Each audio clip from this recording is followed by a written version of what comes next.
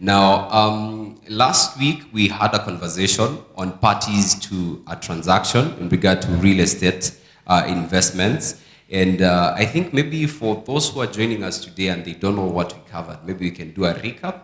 And maybe Fidel, you can take us through that. Yeah, thank you, Migui. Yeah, it's great to be back again for this third session of due diligence.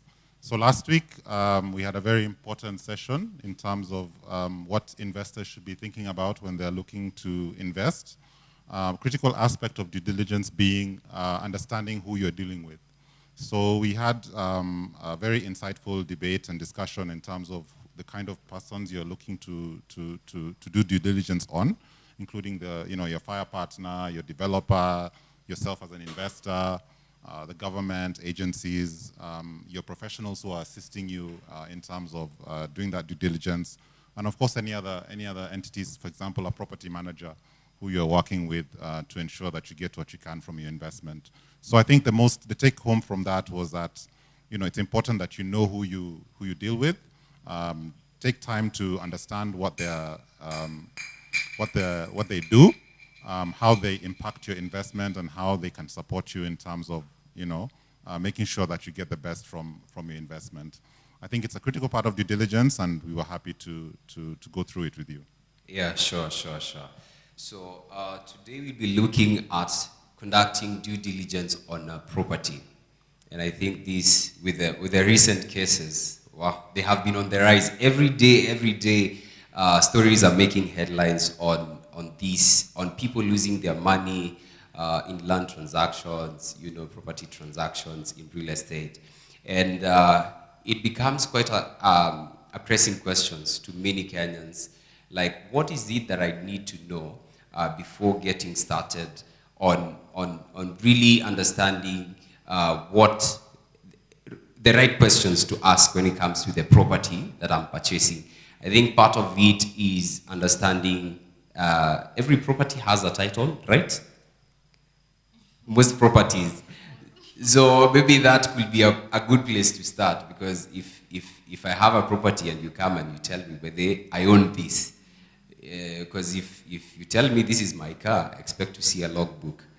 So where do I get started, especially when I'm dealing with a person who is selling to me a real estate property? So where do I get started? Okay, maybe I'll start, and then Diana can take up the second part. So we when it comes to title and property and ownership, of course, a title is the critical document that you want to do due diligence on. I, as a lawyer, whenever I do a property transaction, I'm always looking, first of all, to get a copy of the title to see if I can do a search and additional due diligence. So in this section, I think we're going to discuss 4. So one being a title search, another one being historical searches, another one being encumbrances, another one being issues to do with disputes on the property. So when it comes to the title search, it's important when you get a copy of the title that you apply for a search. In Kenya, you can apply for a search in several ways. So for example, in Nairobi right now, you have to do this through what's called the Adisasa system.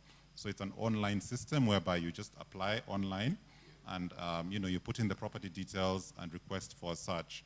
The good thing with whether it's a good thing or it's a new thing with the Adisasa system, is that whenever you apply for a search, the owner of the property has to approve.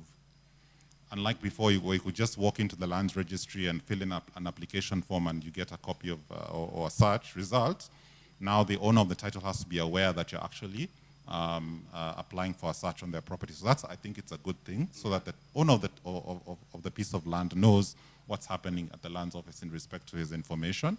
So with Adisasa, again, you apply for a search and you can get an online search, and that's the kind of search you'll get. Outside of Nairobi, you actually have to go and do a physical application. And so you'll fill in a form at the relevant land registry and request for a title search on that particular title.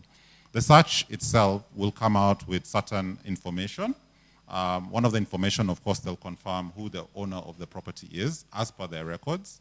So it could say Ben Wigui is the owner of this property. Another thing that the search will also confirm is whether there are any, and Diana will mention this, any encumbrances that are maybe on the title. So anything that is affecting that title that maybe somebody else has registered against the title. And also things like the size of the title, whether the length of the term of the title. So sometimes you can get a freehold title. So a freehold title is where the term is, forever. It's yours forever. So maybe if you have a freehold title, that's a fantastic title that you have. Yeah. Or it can have a specific term. So, it may be a term of, say, 70 years from a certain specific date, say from last year. So that is some of the information that you'll get from the title search. It's important that you look and see and understand that information, because that also then determines whether you're interested. So you could find a situation whereby a title only has, let's say, 20 years left, lease term. So that then informs you that maybe this is not the right investment because the term is too short, so it may not be a long-term investment for you. So that's pretty much the key reason why we do property searches. Allied to that is the historical search. And this is critical because a lot of the problems we have in Kenya are historical. I don't know if you've ever heard of this, historical injustices when it comes to land and all that kind of thing. Yeah. So you'll find that a lot of property, how the person who owns it arrived at the title may have been dubious, may have been irregular, may have been the proper procedure. So the good thing is, as you're doing the search, try and find out more information about what happened previously. Some of this can be found on the title. So, if you have a title that shows the history of transactions that happened on the title, that's a good way to look at it. Another way is also to ask the person who you bought it from to give you a copy of their transfer when they purchased the property. So that's what's called getting the last transfer of the property. With this kind of due diligence, doing that historical search, you're able now just to track what happened before 10 years ago. Maybe they bought the property 20 years ago. You can see what happened at that time and just verify that the transactions were carried out properly. It's good to see the last transfer because you can also see, did they pay stamp duty on the transfer? Was it exempted from stamp duty? Who signed it? Did the registrar endorse it? So those are things that when you're doing your property due diligence, it's important to actually be keen on such information. Thanks, Fidel. Just to add on to what Fidel has said, some other things that may come up when you do your due diligence on the property, and specifically when you're looking at the search, there's what we call encumbrances. And essentially encumbrances are just interests that are noted on the property register. And once you apply for a search, then they come up, and they can take many forms. So an example would be like an existing charge that is registered to like a financial institution. This shows you that there's a third party that has a registered interest that in the event that they don't fulfill the obligations under that particular arrangement, that third party or that financial institution has a higher ranking interest on that particular development, a higher ranking interest than yours.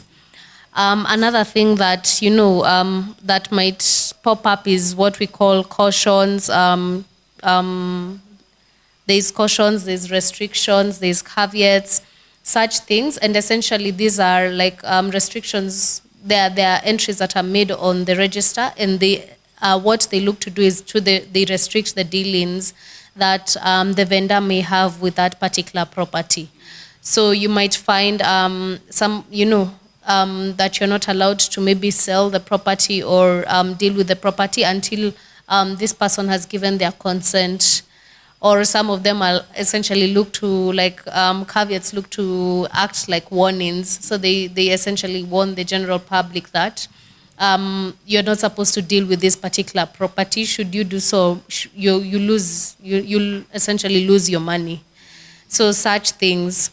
The last one that Fidel had mentioned was the disputes, and essentially you might find when it comes to land matters, sometimes you might find that there's a case that's entered on the property register, and the court has given orders that no transactions or nobody might dispose with the interest in this land until this particular case is determined.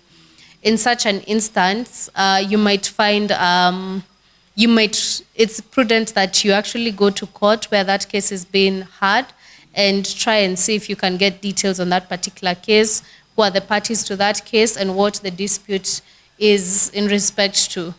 Because you might find, should the court, determine that particular case, it can go either way. So they can give a determination that, says that, the person who holds the title doesn't have valid title. And essentially now that would put you in an awkward situation should you have bought that particular property. So it's always important to stay vigilant. Sometimes these cases are not entered on the property register, so you might need the developer or the vendor to disclose to you whether there are any pending cases on this particular property. Sometimes they are. Sometimes it requires a bit of prudence. So, you go and check up on Kenya law reports whether there are any reported cases in respect to that, particular property, or, there's a way lawyers can check on the judicial management system. So it just requires prudence and you being vigilant when you're dealing in these particular dealings. Yeah. I'd probably just add, and Diana mentioned, with disputes, sometimes these are interests that you may not find on the title through a search. Other ones could even include like rights of way. Maybe people have, a right to pass along the land and they've been doing that for, 20 years. So those are rights that they acquire over time. Another one is, for example, somebody may be living on the property, they've been given a lease, but the lease has not been registered on the title. So that's also, it's called what are called unregistered rights. And also even for spouses, sometimes spouses have spousal interests in property, which are not registered on the title. So, when Dana was mentioning the issues about disclosures. So one of the things, say you find a title that has an individual's name on it, one of the disclosures you'll want to receive from them is, are you married? Do you have a spouse who is living on this property, who has rights to this property? Or do you have any tenants on the property who have unregistered leases? So those are kind of part of the due diligence, is not just relying on the search itself, but also asking for those additional disclosures from the landowner. Interesting. I think by the end of this webinar, I might end up joining your team because I'm learning a lot. So, and if you're learning, please make sure that you drop your questions if you have questions. And, if you're loving this, also please leave your comment in the comment section below. So, I think I have been in such, my family has been involved in such a case, especially when you are talking about, disputes, where now, and you find the same property, especially after people, for instance, a man dies and he leaves the property to the children, so everyone has interest in that property and they're planning to sell. And, you have like 10 buyers buying the same property. The title deed is there. They say this land, it is yet to be subdivided and such and such. I understand that part of doing your due diligence on the property is actually getting to understand the local area. You need to either go to site or really understand what is that area like. Because now you might end up buying, we have had cases of people actually buying property, a place where it floods. So during the dry season, it's dry and then it's a swamp for like 6 months. And, or that is where when it rains, when the water is running, that is exactly where it passes. So now in terms of conducting due diligence on property, what are some of the things you need to look into, especially when you're conducting the local area due diligence? Thank you, Migwi. I think for this particular section, we can just narrow it to 4 things that we're going to look at. I think the key one is also understanding the zoning regulations, and you'll find each different counties may give different regulations in respect to construction within that particular area. So I might give an example like, let's say in Karen area, you might not be allowed to build beyond a certain level of, you might not be allowed to build beyond, a certain level. And still within the same area, you might not be allowed to, subdivide property to what would result into less than half an acre. So you'll find those things actually, should you find like somebody who's selling you property or wants to sell you an apartment off plan and they are promising to do these things and it's in breach of the regulations, it means that they might not be able to deliver because at one point they might not be able to get the requisite approvals or, permits to actually build. So it's important to understand what are the, nitty-gritties when you move from different areas and whether what the developer is doing is permitted within that particular area. So, some of the approvals that, the building approvals that the developer gets are some of the things you can use to confirm whether, the county has approved this particular, development. Yeah. So, yeah. I think the other one is looking at the developers' permits and approvals. And essentially, this one is like, in terms of like getting the permits to develop that particular building. So they might have to go to a National Construction Authority. They might have to go to the county to get, a permit. They might have to undertake the change of use on those particular on that particular property. So those are some of the things that they need to do. Another thing that they may need to do is in respect to the architectural approvals. So they'd need to, those architectural approvals, as much as they've been drawn by the project architect, they need to be registered at the county, and they also need to be drawn by an architect who is licensed to practice. So some of those things are the things that you'd need to look at keenly when you're, when you're looking at, this particular segment. Yeah. Okay, maybe I can also touch on two other areas which I feel as investors they should be keen on. One is just having a look at the area around it. Diana mentioned the issue of zoning. Of course, once you know the zone, say the zone is being zoned as residential, so you're going to see a lot of residential developments there. But then you also have to be a bit more keen and not just accept the zoning regulation as it is. Go around and see what's actually happening on the ground. You could find the apartment that you're looking to buy. It's a very nice price, but right next to it is a huge garbage site, which is not being, it's something that you need to be keen on. Are you now willing to buy into that investment? And because you have to also think about the long-term value of the unit, and what kind of developments are coming up in that area. Are there other similar developments coming up in that area? And also, what will be the impact on the infrastructure surrounding it as well? So those are things that you need to consider. I think one of the things everyone is always concerned about is entertainment joints, how many there are in that area. Are there too many bars and clubs around there? So those are things that you as an investor, say you want to bring your family into that project. It's something also to consider. Another key aspect is the property land rates and land rent that are applicable for a specific property. So generally, like in Nairobi, every property is what's called rateable.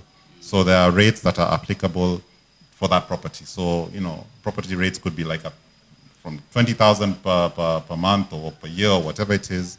And it's good to understand like what are the rates? Is the landowner paying the rates? Have they paid them for some time? Because what happens also with properties, you may find the landowner has not paid rates for 10 years. He's just not been bothered, or he doesn't have the money, or, it's a vacant land which is just left there to, accumulate in value, but he's never really paid off all the rates. So it's important, you can just go to county, get the title number, go to county and find out what the rate situation is at the property. And this can also inform you in terms of what your risk is. So for example, in Kenya right now, you can transfer property without the rates being paid. So basically you can be lumped with a whole bill for the last 10 years if you're not careful. Of course, as lawyers, we are careful. We always try and make sure that the rates are paid. But I think if you're a buyer who is not well advised or you're not keen on such things, you can find that you're suddenly put in a position where you are lumped with a huge bill from somebody else's mistake. That's quite interesting. And every time you mention these things, they seem to be things that you need, that are supposed to be top of mind, but they're not. And I think it's a good thing that, thank God for lawyers. Yeah, because I know with the many people, I'm sure so many people could testify that these are not things that they think about on a day-to-day basis. And thank you so much for highlighting such things. And there's something you mentioned about visiting. You need to go and look at that area that the property is going to be developed, or rather, you need to look at what are the amenities that are within that area. Especially when you said about bars. I have lived somewhere. I didn't do my proper due diligence when I was going to live in a particular apartment. So during the day it's very quiet, and then now you can't sleep. You can't sleep anytime. So in terms of conducting due diligence on the property, part of it is doing a physical inspection. So what are some of the things that you might need to consider as you're taking that physical tour on that property? Okay, I think I'll take the first two. We have 4 issues. One, survey reports. Another one is looking at utilities and infrastructure that are serving the property. Another one is obviously the plans that are drawn up, say it's a development. And the final one is post-completion, your actual physical inspection of your completed unit. So I'll take the first two. I think with surveys, I think from our experience, surveys are probably as much as, or if not more important than the title search, because a lot of problems that come up when you are purchasing property arise from what's happening on the ground. So you may find that you do a search and everything is, it's fine. The landowner issues is fine. There are no encumbrances, as Diana has mentioned. There are no restrictions, no cautions. But when you go on the ground, you find somebody's living there, or somebody is squatting there. And the recent cases in the press have been dealing with squatters, issues to do with squatters. So a survey is important because usually what happens, you engage a licensed surveyor who actually goes on the ground and does a report on what's actually on the ground. So you'll check the beacons, check the size of the property is the same as what's on the title, confirm that there are no squatters on the property, that there are no people who are claiming rights of way, as I mentioned earlier. There's nobody who has unregistered rights who is using the property. So it's important to have a survey done. Another good thing with surveys is that they identify whether there are any boundary disputes. So a surveyor usually will go onto the property and see, okay, so this boundary that is here on the property, is it encroaching on somebody else's land? Or is there a wall, say there a boundary wall encroaching on yours? And these are things that you can only find or identify through a ground survey. Another thing is to check things like, the impact that the property may have on the road reserve. So there's a road reserve on the main highway that is obviously left for government and public use. Is the property or the use of the property encroaching on it? That's another key consideration, because if it is, then of course that is a risk area for you as a buyer. Also, any land that is near a water body is concerning in terms of what can you do on that land next to the water body, because there's a certain area within the land that you cannot actually develop on. If it's called the riparian reserve, so you cannot actually develop on that part of the land. So again, those are things that the surveyor will actually inform you and give you feedback on. And also anything to do with environmental concerns. So if there's anything happening on the property that could have an impact on the environment as a whole, or if you are planning to do something on the property, like build something there that may have an impact on the environment, those are things that the surveyor can actually guide you on. So it's important to actually do a survey, because that survey is more additional information for you that can help you make an informed decision.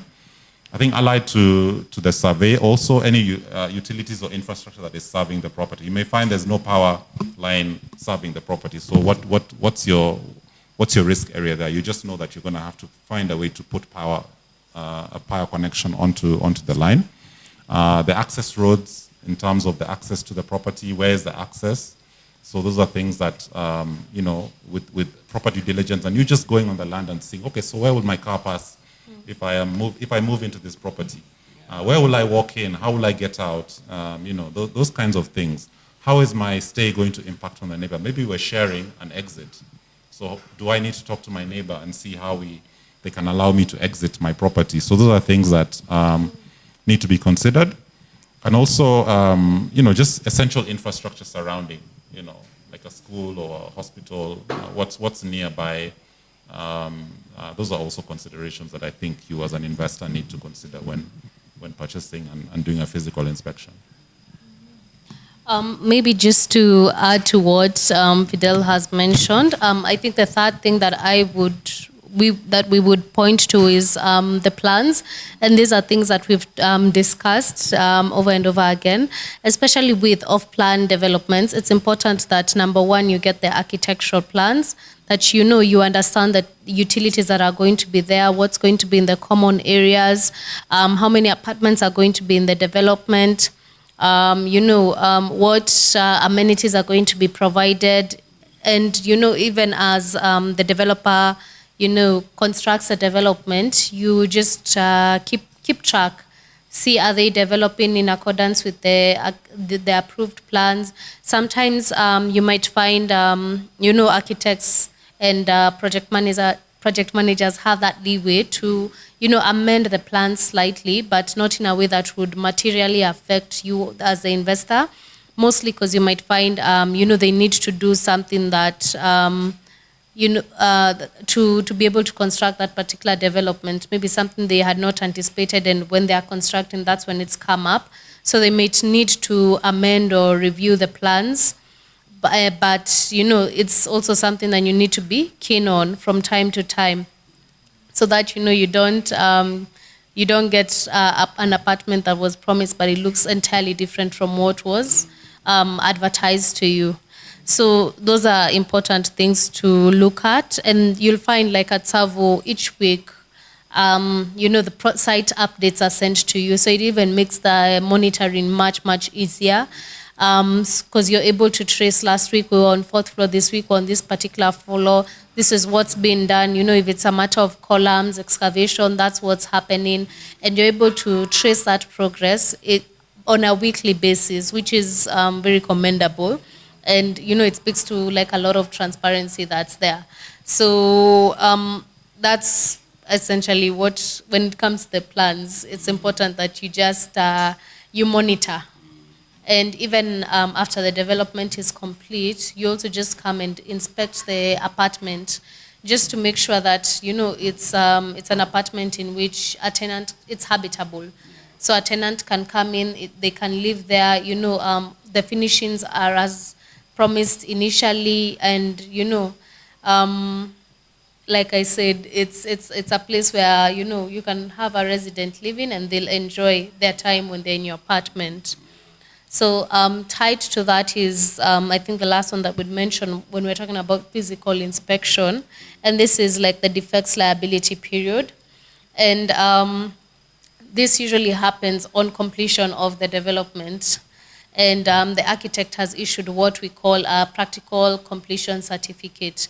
So usually you'll find after this particular certificate is issued, there's a 6 months window for investors to come inspect the apartment, just to make sure there are no material defects in respect to the apartment. And in the event that they find these defects, what they need to do is to notify the developer. And once they notify the developer will arrange to remedy those defects. So it's important that, even after the development is complete, that they take time to just visit the project, see how it's faring on, and just take time to look at their unit. I think this particular one, just speaks to the fact that when we were talking about due diligence in our first series that, due diligence is a continuous process up until you get your title. So you'll see by the time you get into the defects liability period, there's a good chance 24 months have lapsed. So not 24, rather 48. 2 years have lapsed, and it requires you to be vigilant, or at least, to keep track with your investment. Yeah, just to make sure that you don't lose your hard-earned money. Yeah. Wow, I'm learning as much as we are all learning, and I think there's a lot to be talked about. And for those of you who have been wondering, you've been considering to invest with us, we have a perfect opportunity for you to do the physical inspection. That you come, everything that our very able lawyers here have talked about, especially concerning, come see where the property is being developed, come see the infrastructure, how do you access, how is the property going to be accessed by the residents who are going to be living there.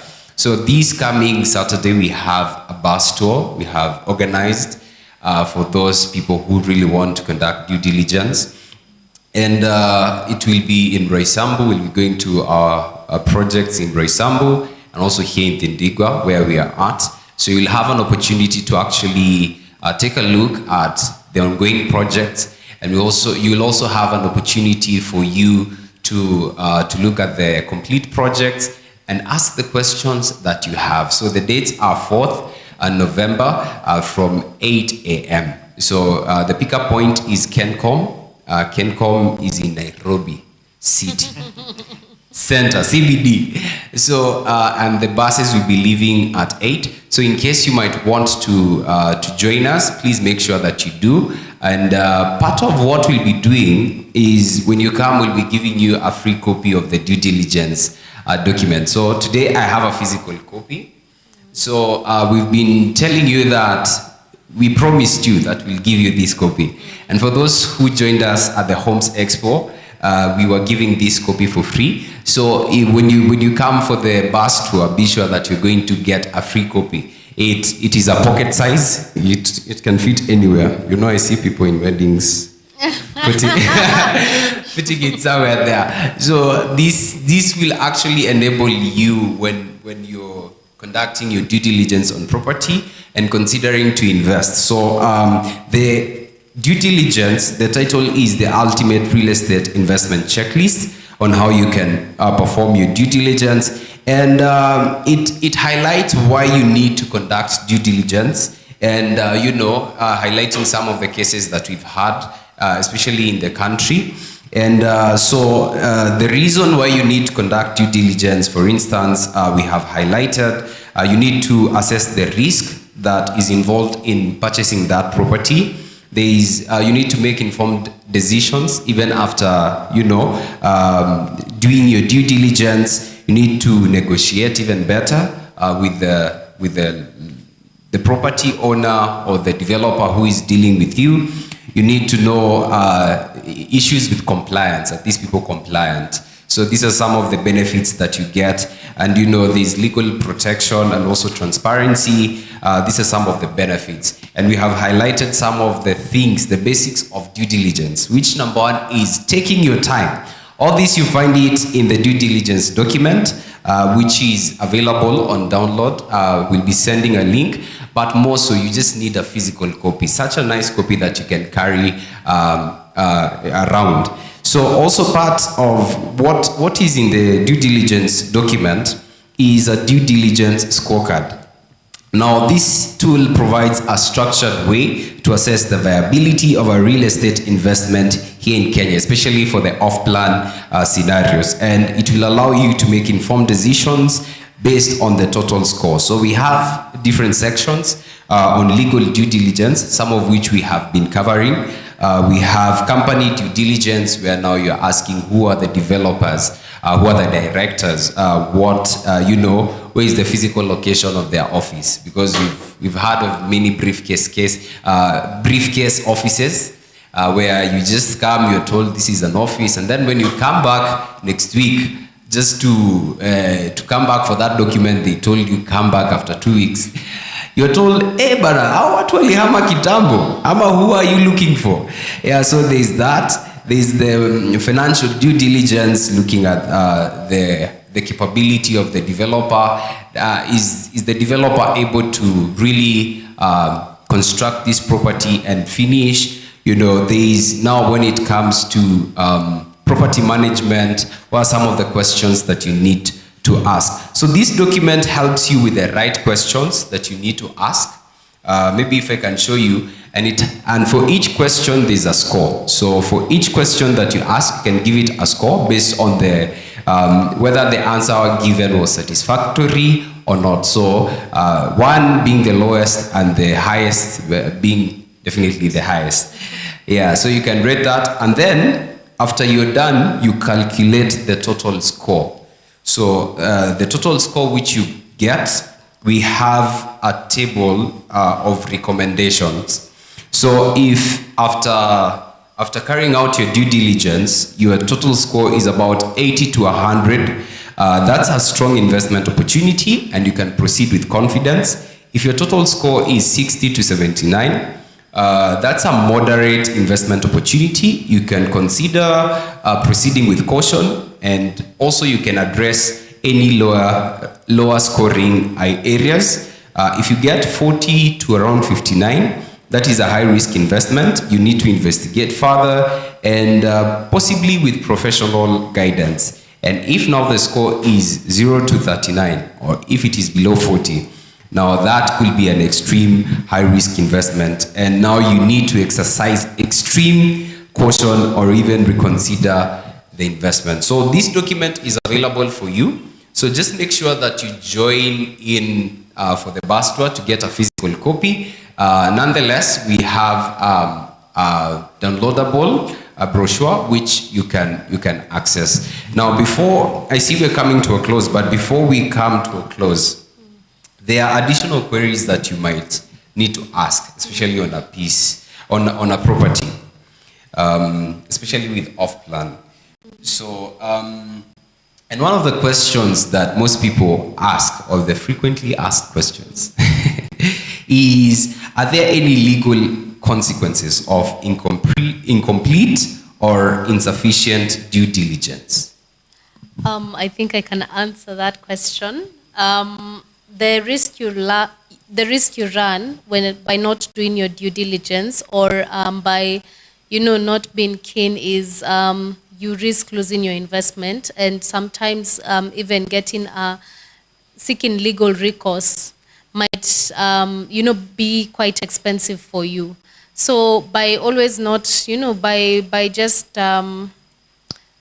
not being vigilant, or by choosing to ignore these particular aspects, then there's a risk where you might lose your money, and it might take longer for you to be able to recoup that particular amount, because it might involve you going to court to file a case against this particular individual.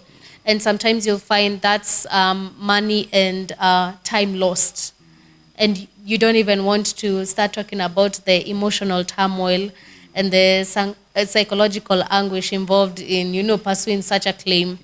Yeah. So I think also after conducting due diligence, you need to sit and analyze your findings.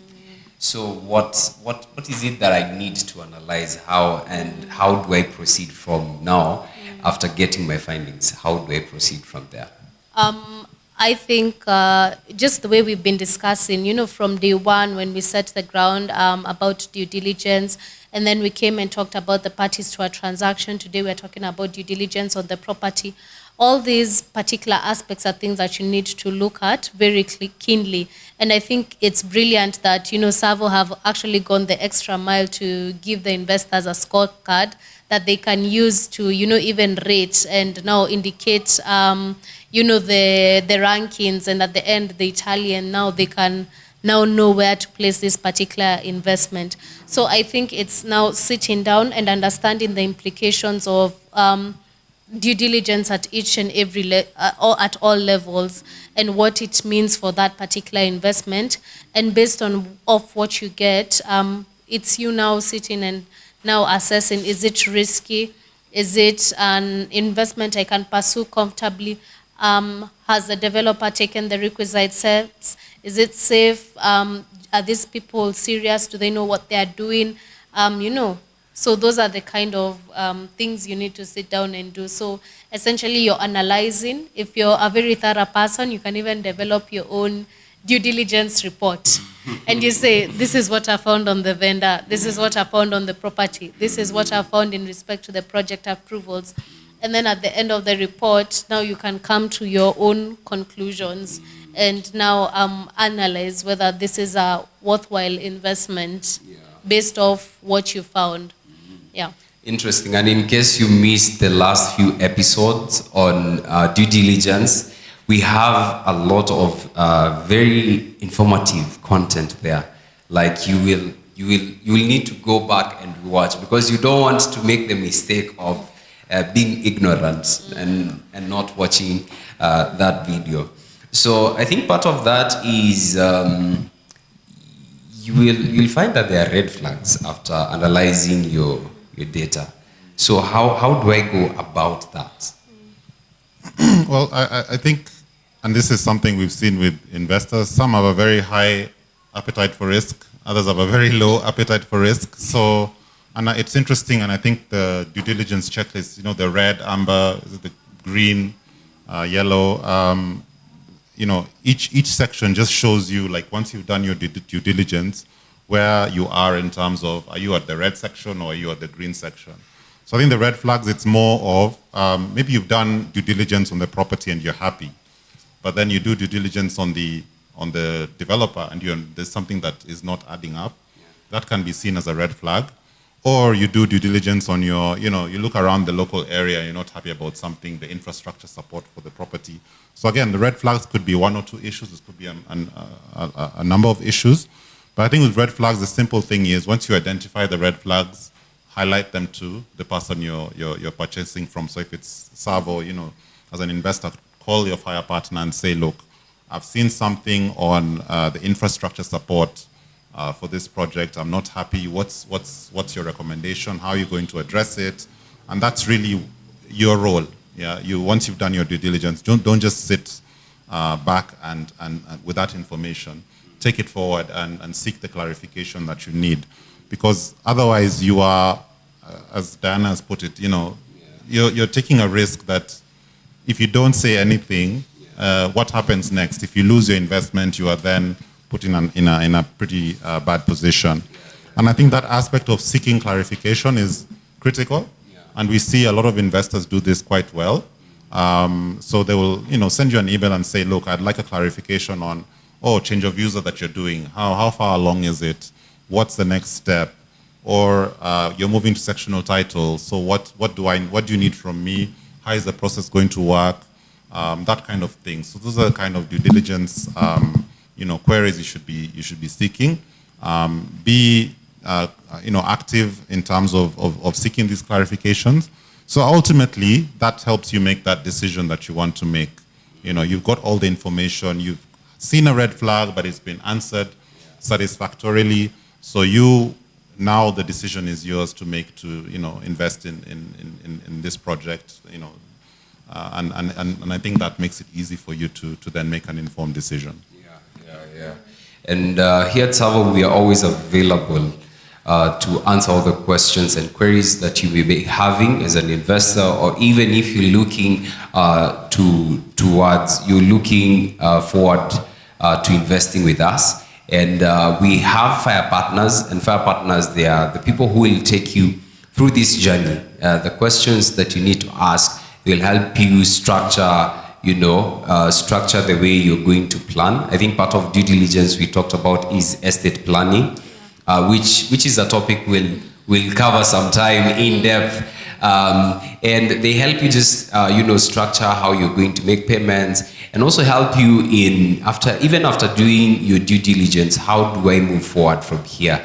And there's a link that is going to be sent in case you're an investor. Please be in touch with your fire partner, ask them questions, and you'll be able to get clarifications. And I think we are coming to the end of this. And I know part of due diligence we talked about in the first webinar, in the second webinar, in parties to a transaction, is that the FIRE partner will introduce you to relevant parties to that transaction, including the developer and also other professionals. So FMC, we've been working for them for a long while, and they are our partners in terms of legal issues and legal matters that we are sorting. And you can always, in case you have questions or queries, I don't know, can you tell us where we can find you? Thank you, Migwi.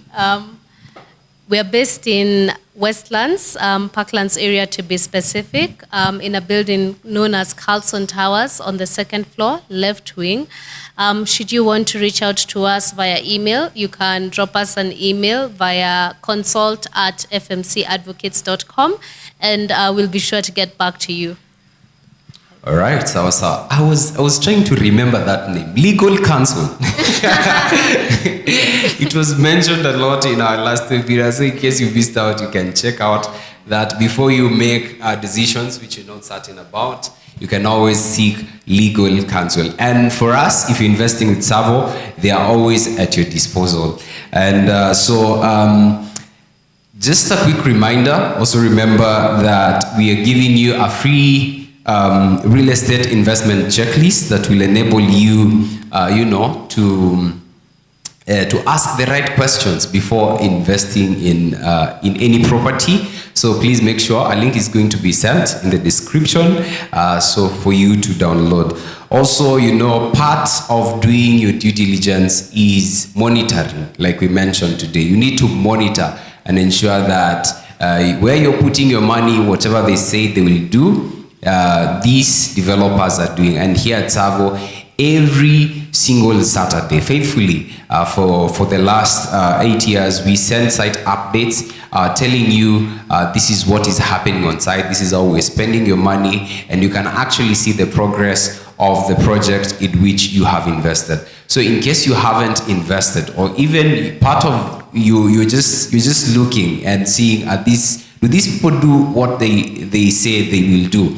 So you need to subscribe to the site updates, that every Saturday morning you'll get the site updates and see the progress of these. And also watch out for a new project which is coming soon. And this soon that we've been mentioning is this Friday at 2 p.m. Please make sure that you tune in, because we'll be releasing a new project. And I know many investors are excited about this, because I know how it feels, the excitement when you hear a new project.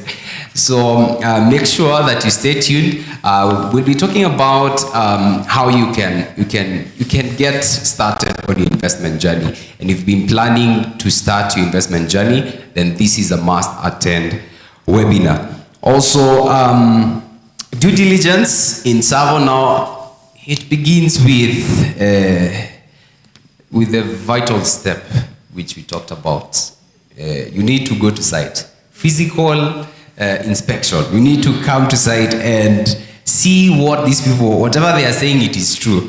And you need to conduct now due diligence where it matters, kwa ground. You've heard this popular saying that kwa ground vitu ni tofauti. So before you say that about Savo, please make sure that you sign up for the bus tour, which is this Saturday from 9 a.m. So we'll be gathering at Kencom. Kencom, kwa watu ambao hawajui, ulizia archives iko wapi? Opposite on the right, that is where. And yeah, so the charges are 500 bob. In case you would like to, a link is also going to be sent. And if you are an investor, reach out, or even you have been in contact with a FIRE partner, reach out to them and find out how you can join us on that particular day. So we'll be visiting Roysambu, and then we'll be coming to Dindigwa. You'll have an opportunity to see the complete project and the ongoing project. So also, just a quick reminder, you will be picked at Kencom and you will also be dropped there. So don't worry, that will come to Dindigwa, to Kwache Ivo. And also, for those people who really, Wanaulizanga, are there snacks? Yes, we'll be having snacks.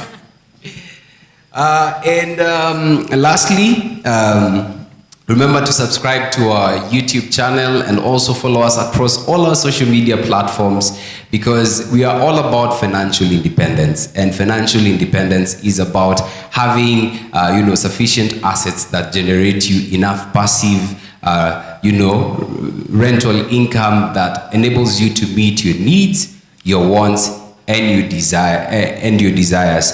And also on top of that, getting to financial independence will enable you pursue purpose. So for much more content that we give, you don't want to miss out on that. And also, please engage with us and let us know what kind of content do you look forward to in this webinar, so that we are able to give you much more beneficial information. Now, today I'll leave you with this quote by Ali ibn Abi Talib.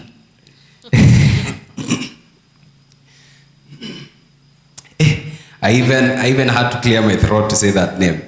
So this quote by Ali ibn Abi Talib says that knowledge is the only treasure that increases when it is shared. And this is for those people who've been wondering, why are these people giving us all this information? It is because knowledge is the only treasure that increases when it is shared. So have a blessed night, and God bless you. See you in the next webinar, where we'll be talking about the transactions, what happens in the transactions, and what you need to look out for. Good night.